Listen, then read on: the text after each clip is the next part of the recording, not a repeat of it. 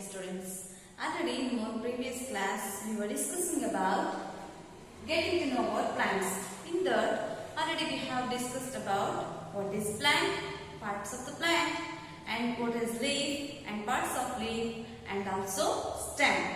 Is it? Now in today's class we shall discuss about what are roots and how does the roots helps for the plants and which are the different types of roots. Okay. Now let's get into the topic, roots. Already you know that what is a root? It is the main part of a plant where it starts from the germination itself.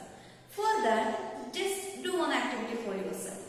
Take some gram seeds and soak in water for some time, and after soaking, take those gram seeds outside and keep those in a cotton. Okay, keep those gram seeds in the cotton for some time, for 24 hours. What will be happening? Yes, definitely the gram seeds will get germinate. Is it? Now try to separate the cotton from the germinated seed. Is it possible? Can you separate it easily? No, you cannot. Just because the gram seed which has already sprouted out has sticken to the cotton. Why? Because that starts the roots of a plant. Is it? Here the roots of plants are of two types. First one, taproot. Second one is fibrous root. What is taproot and what is fibrous root? Yes, my dear students, observe on a board. I have drawn two figures. Is it? This type of roots are called as fibrous roots. Why we call it as fibrous roots means these look like a fiber.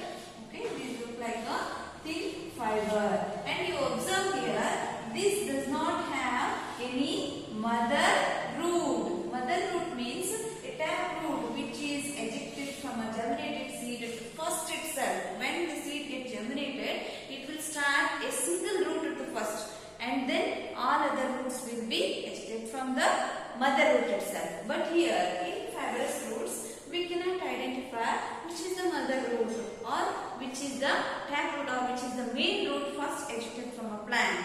Okay, every root looks similar. Those roots are called as fibrous roots. And which type of plants contain this fibrous root?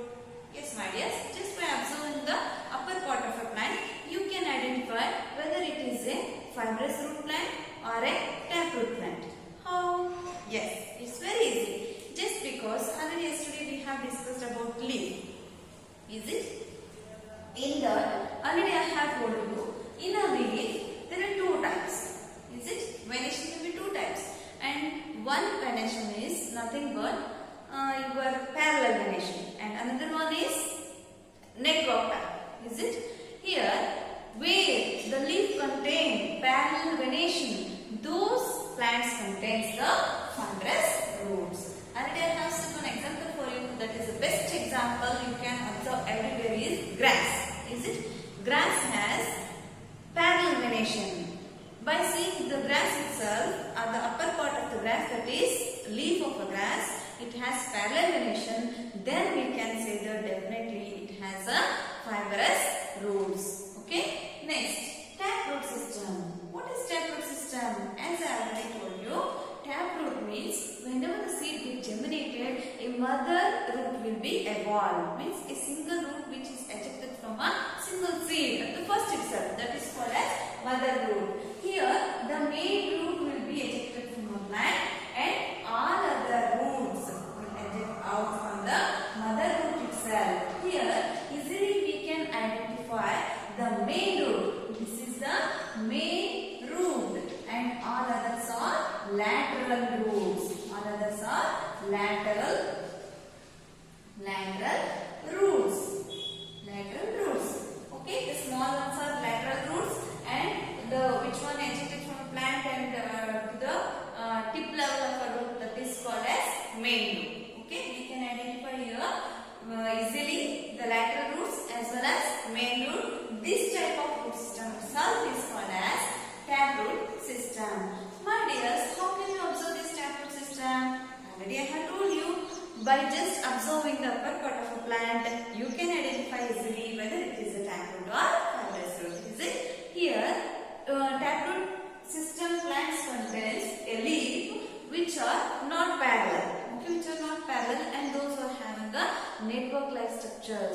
those leaves which are having network-like structures and those plants which bear that type of leaf are automatically consist of taproot system. They are having a taproot system. That means mother root and also a lateral root, or main root and also a lateral root. Yes, my dears, we came to know the roots, what are roots and how different types of roots will be available, and how we can identify those roots by just seeing the upper part of a plant. Is it? Just because we cannot pluck each and every plant and we cannot see like this. Is it? Now, what is the use of root? What is the functions of a root? Why the root is very important for a plant? Yes, because it is the main part which makes a plant to which makes a plant to hold firmly into the soil.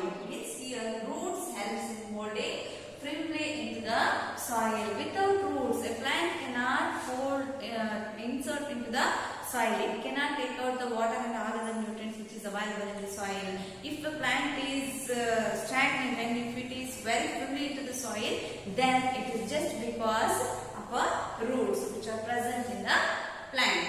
Okay, if the roots are very strong, it holds very firmly into the soil. If rain and other winds or some other things, natural calamities cannot make them to wipe out from the soil. If the roots are very strong, they will be able to grow very strong. Here, it refers to your life also. You just think yourself, if the roots means basics. If the basics are very strong in you, if the basics are very strong in your mind, then you can learn any other subject very easily. Is it? Like that, here, if a plant is having very strong roots, it can hold the soil firmly and it can be able to live even under natural calamities. Okay.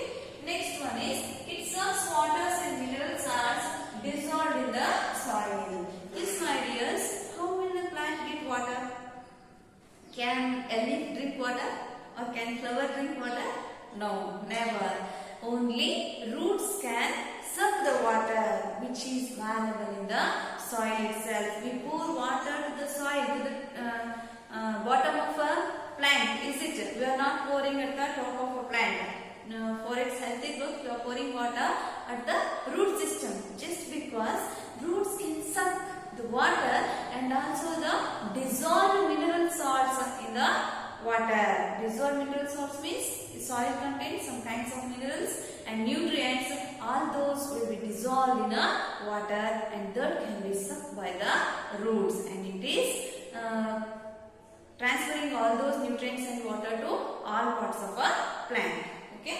Next one is, it provides nutrients to the soil, nutrients to the plant. It provides nutrients to the plant. How it provides nutrients?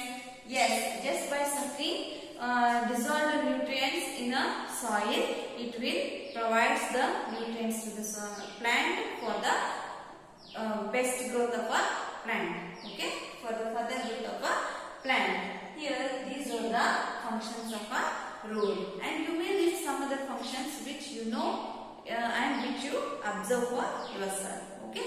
Now I am going to show you what is fibrous root and what is taproot system. You just see here. This is a grass. This is the grass, and it is having fibrous root. Is it? It is having fibrous root. You just see here how it looks, and we cannot even identify which is the main root and which is the lateral roots here, just because all are similar in nature. Is it? This is a fibrous root system, and you can see here this is a grass and is having parallel venation. Means those plants which are having parallel venation will have the fibrous root system. Next one, I have taken one tamarind plant here. This is a small tamarind plant. You can see here in a tamarind plant the leaf venation is like network structure. Is it? It is like network structure, and here you can observe this is the mother root. This is the mother root or main root, and very small roots appear from this main root. These are called lateral roots. You can observe it clearly. Is it? If you can't observe here, you can pick any one of a plant which in your surrounding, and you can observe the roots of the plant in your surrounding plant contains parallel venation that will be having fibrous root system. If the plant is lateral venation, network-like venation, then definitely it will have a taproot system. Once again, I remember you, fibrous means like this, taproot means like this. Taproot means it's having a mother or main root and other all lateral roots are attached to the mother root itself. In fibrous roots, we cannot identify whether it is a mother root or lateral root. All are similar in structure. This is all about the roots of a plant. In our next class, we shall learn about a beautiful thing, and it is very important to learn about that, just because that will help in the pollination and also for the growth of new plants. That is nothing but flower. Colorful flowers are available in your garden, is it? And all those flowers have some structures, have some functions. We shall learn over that in our next class. Thank you.